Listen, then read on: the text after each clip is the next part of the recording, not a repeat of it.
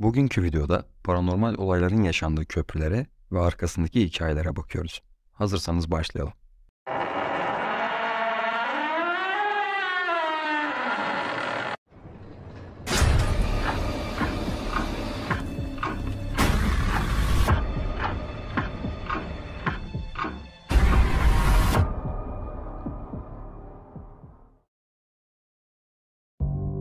Cehennem Köprüsü, Michigan. Michigan, Algoma kasabasındaki meşhur Cehennem Köprüsü'nün hikayesi, Elias Frisk adlı kişinin kurgusal figürü etrafında şekillenmiş diyebiliriz. 19. yüzyılın ortalarında Kent County'daki birkaç kasabada çocuk kaçırma olayları yaşanmaya başladı. En çok mücadele veren kasaba, bugünkü adıyla Rockford olarak bilinen Laughlin kasabasıydı. Olayla mücadele etmek için kasaba halkı yaşlı ve görünüşte iyi kalpli biri gibi duran Frisk'e başvurdu. Halk Frisk'in yaptığı açıklamalar karşısında şaşkınlıktan donup kalmıştı. Çünkü Frisk olaydan ateş ve dumandan oluşan iblisleri sorumlu tutuyordu. Frisk'in bu vaazları garip gelse de kasaba halkı ona güvendi ve o ne derse yaptılar. Olayın asıl sorumlusu olan Frisk bir süreliğine de olsa kendi caniliğini örtbas edebilmişti. Daha önce derisini yüzüp öldürdüğü çocukların keskin kokusu ve olayların vahşeti Frisk'i iyice delile sürüklemişti. Kasabanın geri kalan çocuklarını birer birer öldürmeye ve cesitlerini Rogue Nehri'ne atmaya devam etti. Uzun ve başarısız aramaların ardından kasaba halkı bir köprünün altında yeni öldürülmüş çocukların cesetlerini buldular. Eylemlerinden iblisleri sorumlu tutan Frisk halk tarafından kısa sürede yakalandı. Köprüde asılarak idam edildi. Öfkesi geçmeyen halk Frisk'in cesedini linç ederek paramparça etti. Sonrasında ise parçalarını nehre attılar. Köprü böylece bugünkü adını almış oldu. Bu hikaye anlatılan birçok hikayeden sadece biri. Hikayelerin bu kadar çok ve tutarsız olması olayın gerçekçiliğine şüphe düşürüyor. Gerçek hikaye ne olursa olsun köprünün paranormal olarak aktif olduğunu iddia eden birçok insan var. Gece yanan ateşler, nereden geldiği bilinmeyen dumanlar ve daha birçok olay anlatılıyor. Hatta görüntü yakaladıklarını iddia edenler de var. Fakat hiçbir yerde görüntülere ulaşamadım. Donkey Lady Köprüsü, Texas. Teksas'taki en derisi üzerinde bulunan bu köprü çoğu gözlemci için sıradan bir köprüdür. Teksas folkloruna göre 19. yüzyılın ortalarında Teksaslı bir göçmen aile daha sonra San Antonio metropolü haline gelecek olan yerin yakınında yaşıyordu. Bir gün zengin bir tüccarın oğlu ailenin eşeğine söz geçiremeyince sinirlenir ve onu vahşice dövmeye başlar. Eşek ailenin geçim kaynaklarından biri olduğundan onlar için çok değerlidir. Bu yüzden genci taşlarla bölgeden kovalarlar. Tüccarın oğlu daha da öfkelenir ve intikam yemini eder. Ertesi gece genç adam çiftliğe tekrar gelir. Fakat bu sefer yalnız değildir. Silahlı bir grup haydut kiralamıştır. Ailenin evini ateşe verip sağa sola ateş etmeye başlarlar. Adam nehre kaçmaya çalışırken vurulup ölür. Karısı ise vücudunun büyük bir kısmı yanmış bir şekilde yakınlardaki Elm Deresi'ne kaçmayı başarır. Haydutlar peşinden gitse de kadını bulamazlar. Kadını o günden beri gören olmamıştır. Halk kadının hayaletinin intikam için hala köprüde dolaştığına inanıyor. Bu trajik günden sonra köprü efsane avcılar için popüler bir destinasyon haline geldi. Özellikle gece köprünün ortasına park edip ışıklarınızı söndürürseniz Donkey Lady'nin görüneceğine inanılır. Görgü şahitleri bu hayaleti gevşek, sarkık bir cilde sahip, iğrenç bir insan-hayvan melezi olarak tasvir ediyor. Poinsett Köprüsü, Güney Carolina. Greenville County'de Highway 11'in hemen çıkışında Güney Carolina'daki sözde en perili yapılardan biri olan Poinsett Köprüsü bulunuyor. Tamamen taştan yapılmış olan Poinsett Köprüsü'ne 1950'lerde bir araba kazasında ölen genç bir adamın hayaletinin musallat olduğu söylenir. Başka popüler bir hikaye ise linç edilen bir kölenin ruhunun köprüye musallat olduğudur.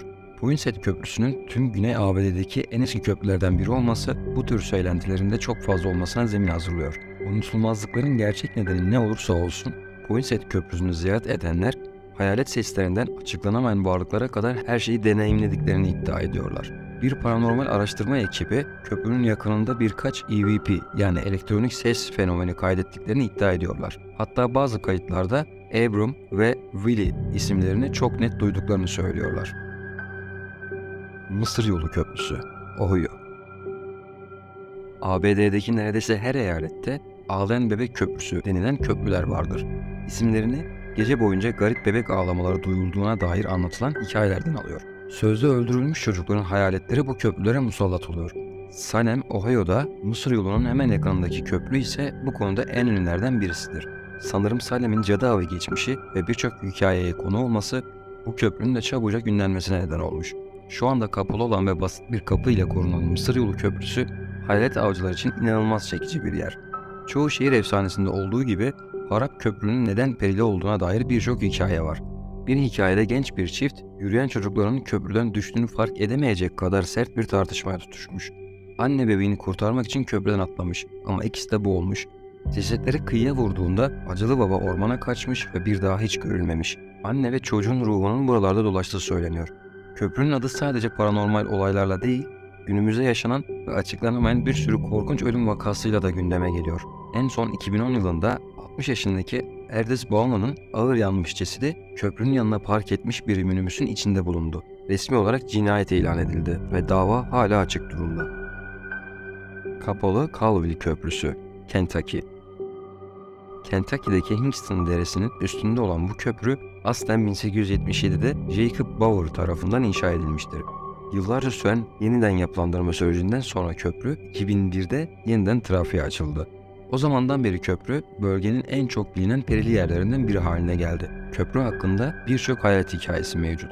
İddiaya göre 1930'larda iki genç balodan eve dönerken arabaların kontrolünü kaybettiler ve dereye düşerek öldüler. Kısa süre sonra bölge sakinleri köprünün altında hayaletimsi ışıklar görmeye başladı. Başka bir hikaye, Sarah Mitchell adlı yaşlı bir kadının köprüyü yaya olarak geçerken öldüğünü iddia ediyor.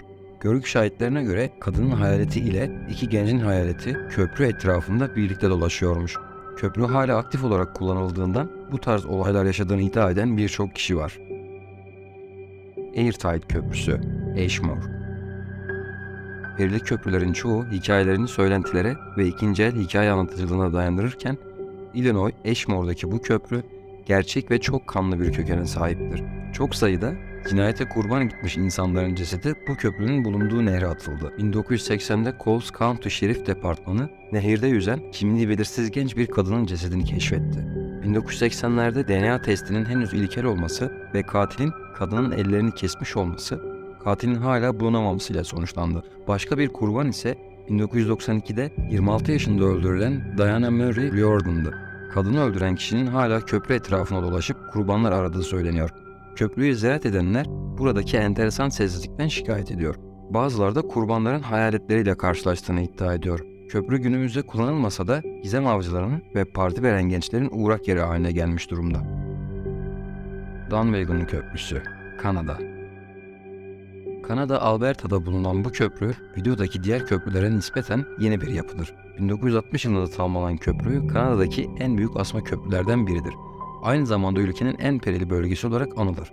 Kasım 1960'ta iki adam araba kullanırken korkunç bir fırtınaya yakalanır. Yeni yapılan köprüye geldiklerinde yarı yolda durmak zorunda kalırlar. Durmalarının nedeni hava değil, yolun ortasında beyazlar içinde garip bir kadın görmeleriydi. Kar tarafından kısmen gizlenmiş olan kadın, başlıklı, beyaz bir pelerin giymiş ve yalın ayak dolaşıyordu. Adamlar onu istediği bir yere götürmeyi teklif etti. Bütün uğraşlarına rağmen kadından herhangi bir cevap alamadılar. Kadını bırakıp yollarına devam ettiler. Ama gördüklerini unutamamışlardı. Birkaç gece sonra adamlar arkadaşlarını da yanlarına alarak kadını bulmak için köprüye döndüler. Kadını bulmuşlardı ancak mevsim kış olmasına ve dizlerine kadar gelen kar örtüsüne rağmen kadının böğürtlen topladığını gördüklerinde şok olmuşlardı. Onun bir hayalet olduğunu düşünüp oradan hızlıca uzaklaştılar. Başka bir hikayede ise köprüye musallat olan ruhun Roma Kilisesi'nin Katolik rahibesi olduğu anlatılıyor. Buna benzer birçok hikaye bulunsa da hiçbir hikaye detay barındırmıyor. Başka paranormal videolarda görüşmek üzere. Kendinize güzel bakın.